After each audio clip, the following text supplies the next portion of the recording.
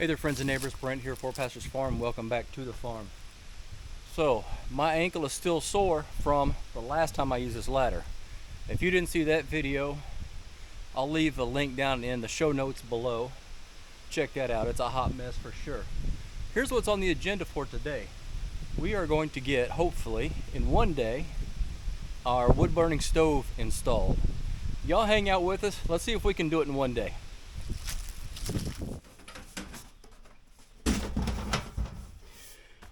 So over the last about 2 months, I guess, I've been slowly smurfing most of these parts and pieces in here to do this. Some things, I guess, post-pandemic are still kind of hard to find, and the ones that you do find, a lot of times are significantly overpriced. The piece that I just put up on the roof, that roof flashing, goes for about 160, 170 bucks at one of your big box stores. You can find them online from maybe a questionable retailer for 40, 50 bucks.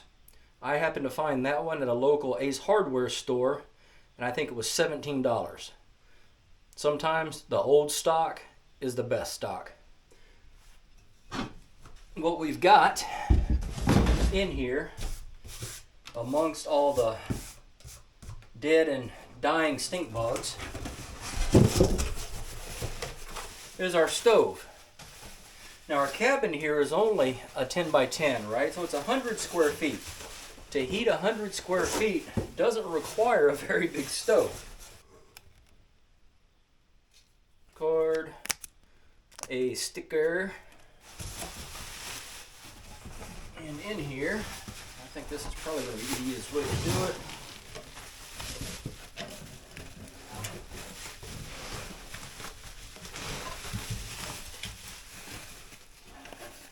Take these out first. Legs.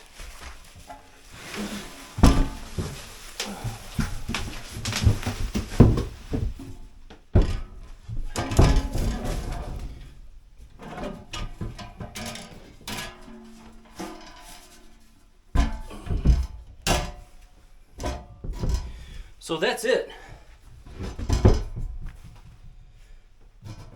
Firebox is a 10 by 10.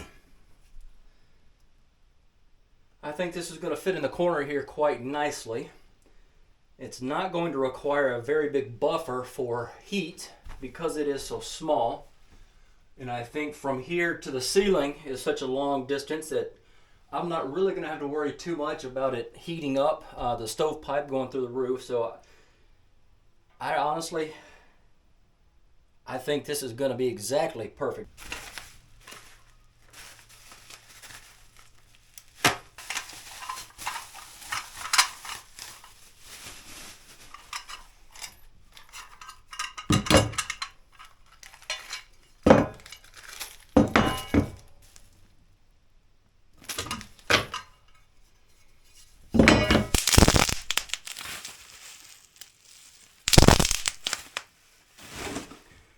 I know there's a portion of y'all out there that enjoyed that.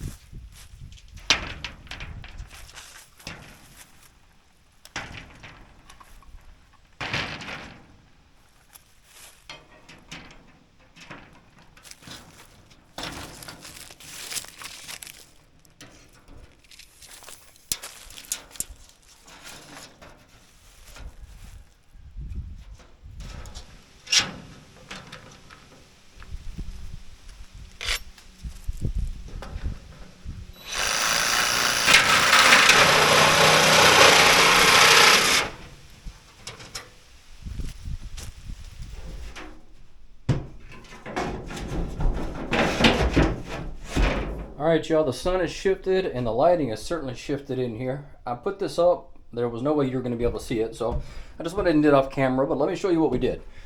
Came in and I drilled a couple of pilot holes here on this side, and we have put a space in behind here to allow for ventilation, right? That keeps it off of the wall certainly and keeps it off the studs, right? So we've got a couple of inches in behind there for ventilation to help keep it cool.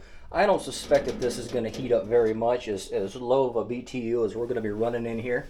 What I've also done is left a gap here. I've got a board to put down here, and it's fireproof or at least resistant, I forget. Kind of a prefab thing. It's got a, it's just a board with like a protective coating on it, maybe even some type of metal. I'm not 100% sure that I remember exactly. I've got one somewhere. I'm just going to have to dig it up, and that will slide right up under here and cover this whole floor area, and then this whole corner here will be essentially encapsulated or protected from the firebox itself and any coals that may decide to jump out.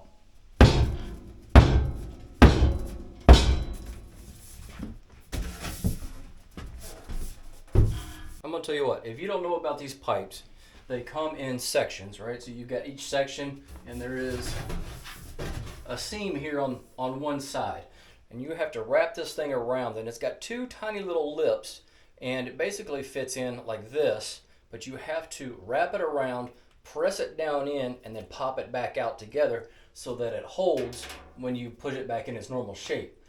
Getting that and then getting these things put together, right, because when you bend it, everything gets out around, so you've got oblong shapes of all different sizes through here, right?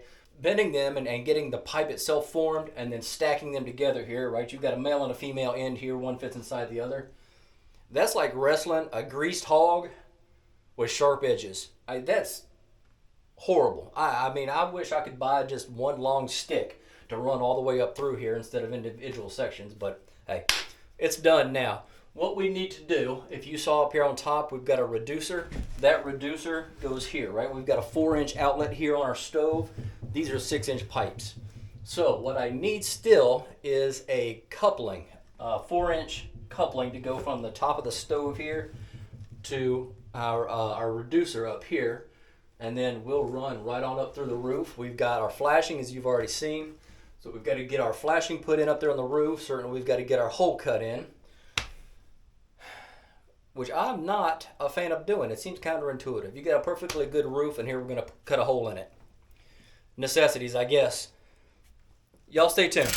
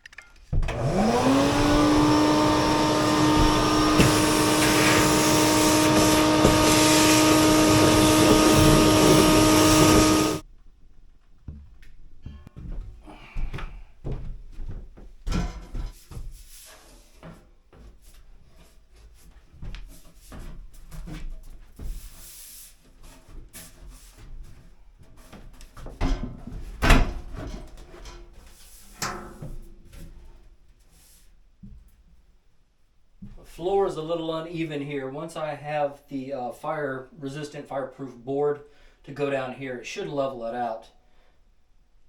Got this little square, and if you haven't seen the video from when I built this cabin, I actually called this little hodgepodge square of flooring out here, and I said it's a small corner piece and it's ugly, but it will eventually be covered by fireboard. Here we are, almost a year later, I guess, and we're finally getting the fireboard down and getting this thing installed.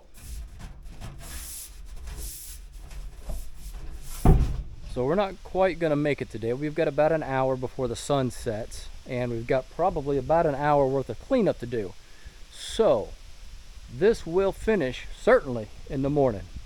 We'll finish in the morning, Lord willing, and the creek don't rise. They're not calling for rain, by the way.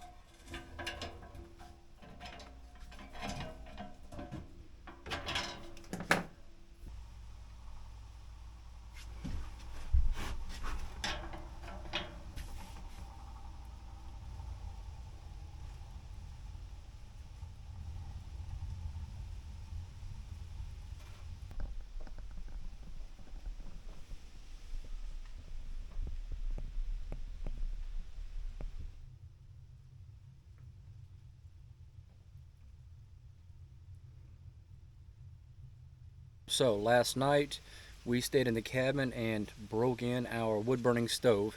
I had done a little bit of burning beforehand, obviously because the stove needs kind of a break-in period to kind of dry in. So I had done that partially.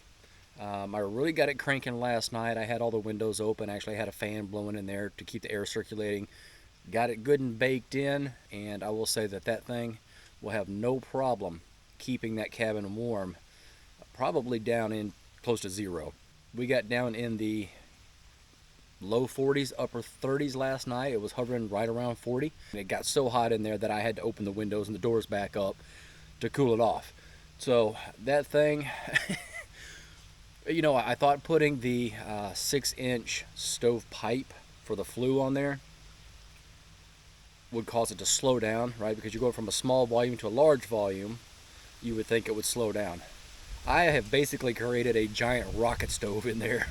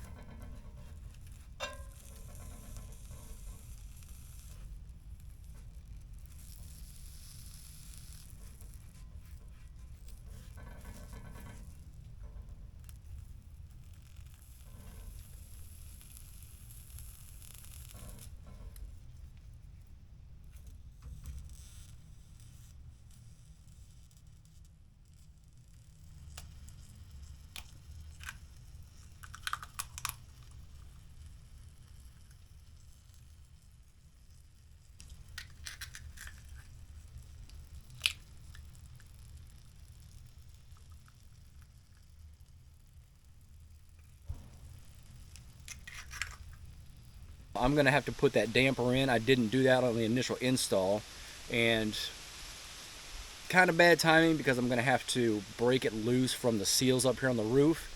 However, I noticed we got rain day before yesterday, and when I fired this thing up last night, I had little streams of water coming down my stovepipe inside. So I'm gonna have to reseal that joint up there anyways through the flashing. So I might as well go ahead when I do that and put that damper in. But I'm gonna tell you what, I stayed toasty in there. I did wake up one point last night about 4 a.m. The firebox had pretty much completely gone out. There were just a few hot coals in there, but I just threw some new wood in there, opened up the vent on it. Of course, that air came rushing in there, rocket stove fashion, and that wood caught just like that and heated it right back up in there. And then I went back to sleep. So it works surprisingly well for its size. And I think having all that length of stovepipe going all the way up provides some additional heat, radiant heat coming off of there too. I have a small USB fan that I keep in there, and I ran that all night out of this corner here. The stove is in this corner, and by blowing air in there, it just keeps the air circulating around inside there and keeps you from getting a hot spot in one corner and a cold spot in another. And I stayed fine. So we slept good last night. You saw we just cooked some breakfast. We've got some other things to do that we'll have to do off camera. We've got some birds to harvest today. Certainly we're not going to show that on YouTube. YouTube likes to flag those videos and take them down completely. So we're not going to do that, but we are going to get our day started. Appreciate y'all joining us. If you stuck around this long, we'd love to have you stick around a little longer. Go ahead and hit that subscribe button. At a minimum, go ahead and hit that like button. It sure would help us with the YouTube algorithm, both of which are free for you to do.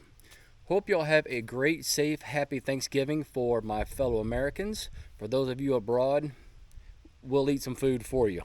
Appreciate y'all. Have a good one.